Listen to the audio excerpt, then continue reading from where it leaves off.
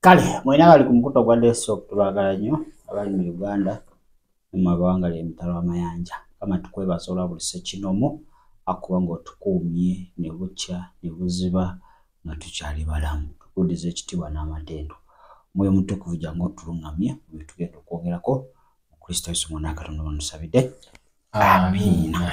Kale ennaku z'omwezi zino zirabika ziri 9 mwezi guno gwa 6 naku lwa Mande 12:25 mwebale kubanga ate mutugube naku lwa leero tugezeko mu ggwanga lya Kenya.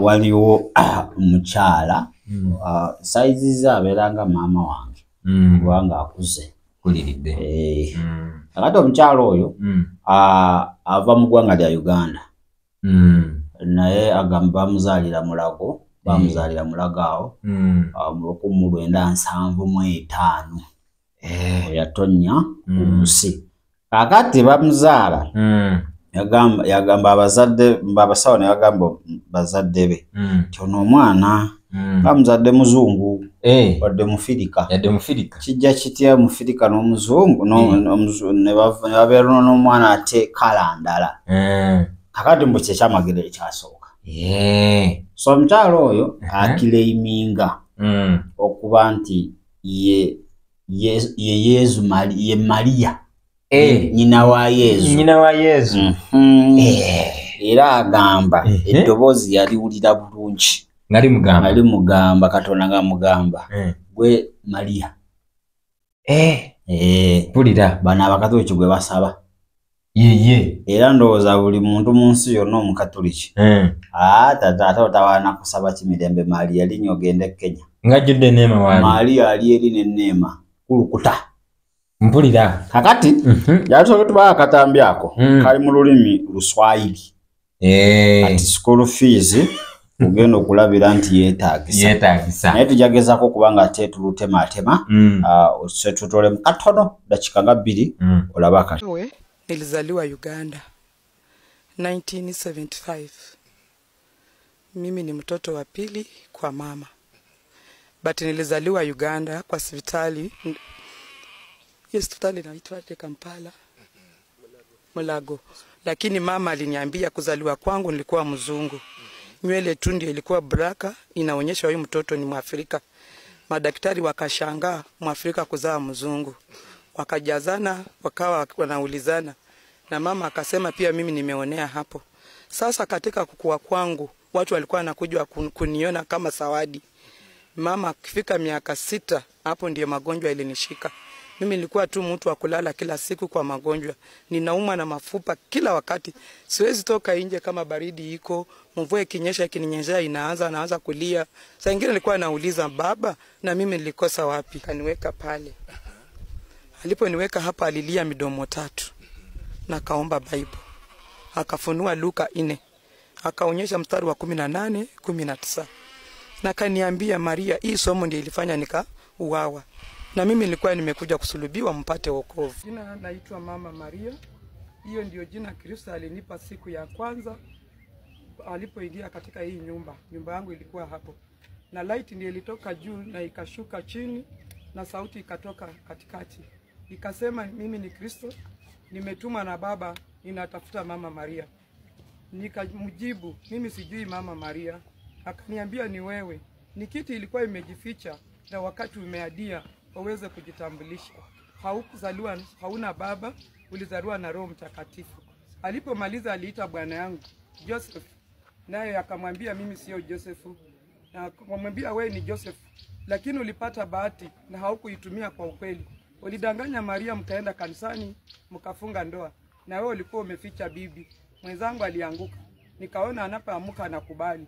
Mungu akamwambia nimewapa punishment kutubu kwa miaka 5. Msiende kanisa mkapokea. Tulitubu kwa hiyo miaka, baada ya miaka 5. Kale ndowooza omukyalo oyo muwulidde akunyumiriza zaalibwa 1975 Mulago wano Uganda kati yagenda mu kunoonya Mukama mbwe emyaka 20 ng'anoonya Mukama adda munoonya pulira atamulaba munoonya kukakana bamuguddeko mpulira era Mukama yasooka mugamba abantu balekera okugenda mu church babiveeko asooke babiveeko so awo eddoboozi we lyajjira ne limugamba gwe Mariya yennyini nnyina wa Yesu gwe kennyini oli gino mwennyini mpulira era ne bbaawo abaddewo awo Yosefu abaddewo kati ye Yosefu omubazi gutusomako mu byawandiikibwa mpulira tolaba nti Kenya ya mukisa nnyo kubanga Yesu ne Yusufu ate ne amanya Mariya ne Yusufu ne Yesu bali mu ggwanga lya Kenya gwanga mwelyo eri ggwanga liri Kenya ogizanyisa gwe Kenya kyetakoze ku nsi nga tekiriyo kati balina Mariya mpulira balina Yusufu balina Yesu sebo gyali Mariya ali amuzaala dda Jesus bamuyita Jesus of Kakamega yali omusajja mpulira yita Yesu 223 bamugamba kakati ka Easter esembedde kanaye tukukomerere tulabike nga otufiiririra adukira ku polisi mu ntaasa Yesu nga tabirimu polisi ye yamuyambanga abantu bagambe ffe tetuwakana yegwe Kristo jangu tukulage tukukomerere tukakase Yesu naweta yanoonya polisi emuli okumpi n'emutaasa mpulira kati ate waaliwo eyeeyita Katonda mu ggwanga lyerimu eryo waliwo eyeeyita Yoswa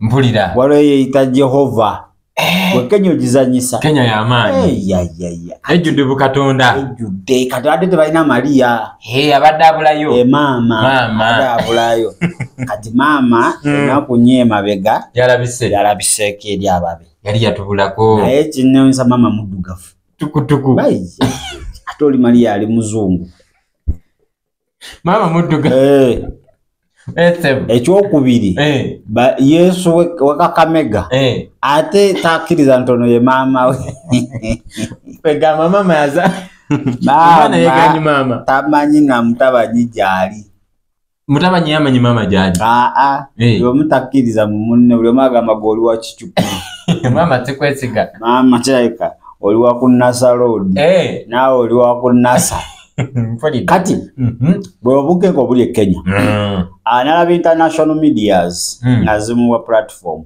ekyo kitwabagamba nti sitaani yawamba sectors ezimu tokituufu kati nalabye TV zonna ez'e Kenya nga zimuwa zonna nga ziri wali Busia Kenya nga zonna ziri kukwata Mariya maama ze zimutunze that's promoting ekituufu promoting kitegede naye abasoma bali ku mazima wala TV mekesija teri yadde nembu zikokolako interview sure ziriyo ye nga azitandika zitya zikwagaza eki zawoziza n'okusaba obukadde tuwe abiri amaki obukadde tukoleko interview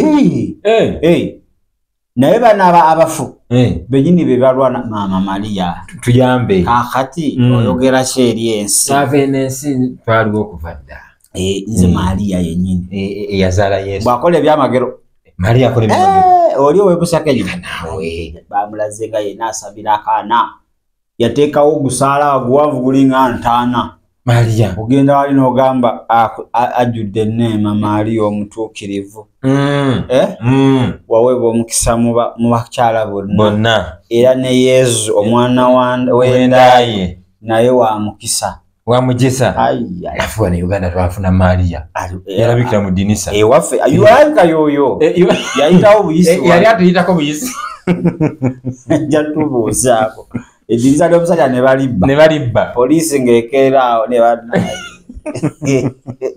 batulaga eyo simanyi ebunyola eyo omusajja yali alunda ente n'alaba Mariya nga mukyalidde abantu tebakubawo nkambi bateekawo enkambi ab'amabanja ab'endwadde abaki abasabire Mariya abasabire bawone mpulira naye bakanya kubeera mu nsozi nga tebalaba ku Mariya yakowa n'agawaayi kanve wano kyayika maama yagenze kuloonya walabye namugogo namunakirabye omanyi bino ebiri ebyekyanga kyanga buli ssaawa ekyekyanzeemu awo balabye ne bakubye endulu nalabye n'ab'ebitiibwa nno abanene naye gwozanya naye vice president wewano naye yayimuse nakubire ebire mikono mu Maria alabisi kama Katonda wange kuno kukwata njegere kusiba busibi bantu namba ate na mirembe simpaka ausitanya afo mechireke era seka wawo ne muloza nti yoyo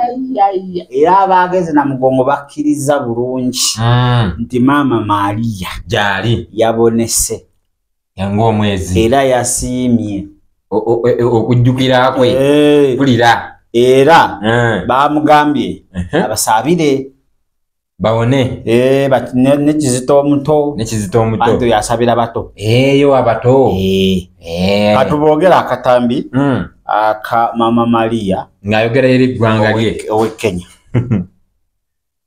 Wenyeji wa kijiji cha Nangoma katika eneo bunge la Matayos kaunti ya Busia wanaendelea kuishi kwa mshangao baada ya mama mmoja kujitangaza kwamba yeye ndiye Maria mamake Yesu katika eneo hilo. Inadaiwa kwamba mama huyo kwa jina Judith Nafula alijitawaza kuwa mama wa Yesu baada ya kufurushwa nje ya kanisa la Kikatoliki la Luanya kwa madai ya kufanya miujiza kwa waumini wa kanisa hilo. Geoffrey Nyongesa anatueleza zaidi kuhusu mama huyu wa vituko.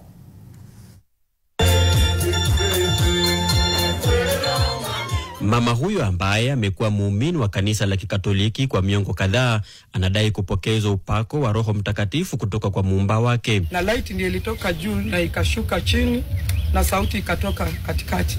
Ikasema mimi ni Kristo, nimetuma na Baba, ninatafuta mama Maria. Nikamjibu mimi sijui mama Maria. Akaniambia ni wewe. Nikiti ilikuwa imejificha na wakati umeadia waweze kujitambulisha.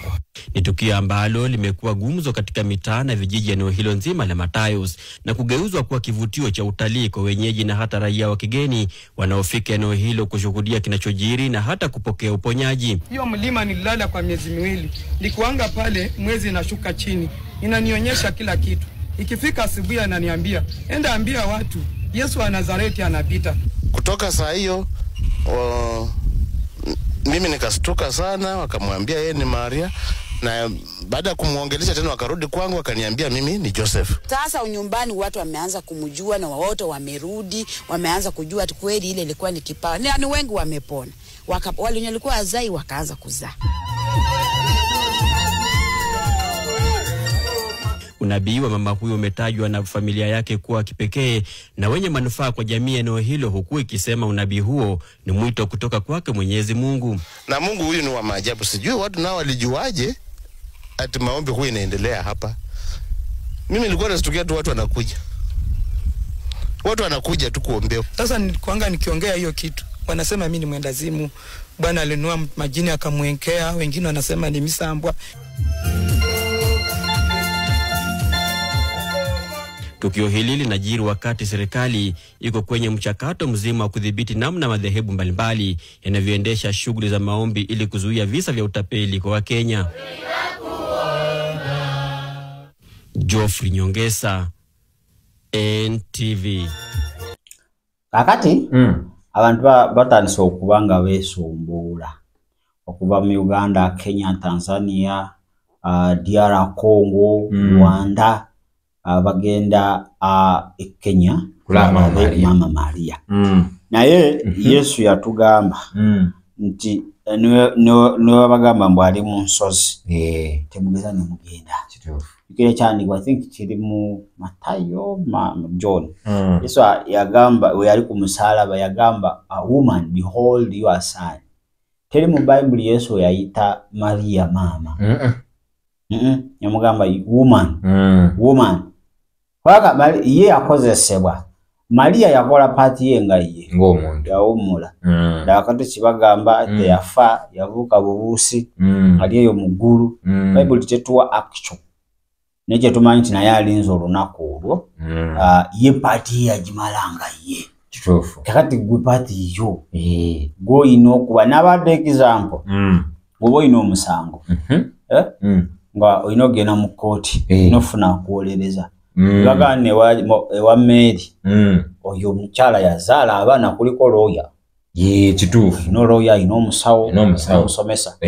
Kakati ogende wa Maria otwala Maria mu kooti oba omugamba mutabanyi waliwa ntwala mutabanyi kati biba katuliki balemererwa okutwala omuwolereza ne batwala yazaala omuwolereza oli tamanyi by'amateeka yazaala buzaazi tabitegeera kakati wetaaga omuwolereza nga ye Kristo Yesu kituufu awo we baabulira ne babivaamu ali ku maama talina byamanyi ye yazaala yakomaawo byaggwa kakati omwana yategeera amateeka yagenda okuyimirira kwegayiririre kituufu Pawulo kyagamba n'okusinda okutakoma Abba Father okitegeera so ngega mawulire agava mu ggwanga erya Kenya baafunye Maria era afuuse kya bulambuuzi mu ggwanga erya Kenya tewekanga nga bataddewo olunaku nti buli lunaku z'omwezi weziti mu ggwanga erya Kenya ensi yonna Mama Maria asiimye okulabikako gye muli abantu bayitirivu bangi abantu nabalabye nga bangi kati ate ne TV naleba blogger batandise okugenda okumuinterviewinga Mama Maria bamubuuza kiki Mama Maria teze eddoboozi naliwulira anoonya mukama emyaka yezuwe mutamanyiwe aliridda wa tamanyi Yezu gyali so bino ebiro njagala mubeere beegendereza Bamaria bangi bagenda kujja bayitirivu bayesu bangi nnyo bakatonda bangi bamalayika bangi nnyo saawa zino wetuteekange abantu bagenda fuuka bamalayika bafuuke Bamaria bafuuke bayesu bibiro bitulimu so olina okubeera nga oli mwegendereza muganda wange bino ebiro bizibu tomala gatwalibwa nti ate nze Yesu Kristo ate nze Maria ate nze anegwa Maria gwe tumanyi mu Bayibuli yoyo yakola kyakola segede ate tewali mu Bayibuli baamusinza abatume bebaali badde ekyokulabirako baali saabye nga Maria tusaabire naye abatume baasomesa Kristo babatiza mu linnya lya Kristo buli kimu Maria tewali bamwogererako olaba aliwo ogambidde nti ne Yesu yalwalinga Maria mukyalo omu yatuuka eri Yesu n'amugamba mbunga gamukisa amabeere agakuyonza obwo bwali bukaba yamugamba nti nno alina omukisa oyo akola ekigambo kya Katonda kale kamukwana abakazi tebaggwa kati yo atunulidde mabeere kagamukisa amabeere agakuyonza nasooka mukuba 9 agamba wa mukisa awulira ebigambo bya Katonda n'abikola ate yaddamu teyamunyega abo basuddi babeerawo nga bagakusuula balina ebiruubirirwa byabwe kituufu kati oli yali alaba Nazaala yefunidde Nazaala imaginations ezize za Nazaala mpulira naye Yesu akugamba ekisinga byonna wa mukisa oyo atuula n'awuliriza ekigambo kya Katonda n'akola nakikola so bino ebiro bizibu njagala obeere ng'okimanyi be sober minded okitegede naye tulaba wano ku mbaga ya Kaana era Maria yagenda wa Yesu yamba abantu yalaba yalina obuyinza ekamala byonna ekituufu era yakomekeza agamba abayigiriza oli kyabagamba oli yennyinimu okitegede so era Yesu n'akikola era yamugamba woman kasera kange tekanatuuka eri Yesu yayita Maria maama kuba Maria yazaala mubiri oli Yesu gwe yakozesa ekituufu kate kano naye tebamuzaala guno gwali mubiri kuba yalina okubaako n'omubiri gw'aba nagwo so tetubuzaabuzibwa aba Maria ejja kwekanga ne ku kyalo kyammwe waliwo omuti ogulabikiddemu Maria nti ate kati wuuno wano ate bajja kuguzimba bulungi okugendayo mitwalo 10 transport oli amalobi bakolamu zaabakola agusalemu n'amanda ayokye agambye binene ensawo ya bukadde 2 kubanga aba alina Maria ono Maria gw'otwala ofumbisa zibula kama Katonda wange kale mubadde balabi balungi nnyo kuba gye twatandikidde naye mu byonna tubeere n'amagezi n'okwawula mulokoleze bakutwala mukama akumpera omukisa kale badde balabi balungi era bawuliza balungi ndoza tugenda kwetolamu ku katono nnyo wetukomawo tulabe ate mukwano gwaffe Bujingo. Bujingo ali mukulajana. Omutima gumulumirira. Abaana gomanya omukwano gwa maama ne taata. Agaba naye myaka 7 Kirisimansi nziryanzeka. Nziwuta. Nyumba temuli awogana. Mpulira. Temuli ayasa ku masiwani. Gali nga we gali. Bana izinjaga nempula nga TV bajukubyo oguyinja. Kale katono tukomewo. Ekyo kye kibadde ekigambo ky'olunaku lwa leero ku channel yaffe eyadde ya Is Still Hope. Okusabirwa okumanya ebisingawo n'okuwanirira omulimu gwa Mukama osobola okuyita ku namba zaffe okuli eya 0752 34 14 47 oba ku 0761 08 83 15. Osobola n'okutufuna ku email tshtv74@gmail.com.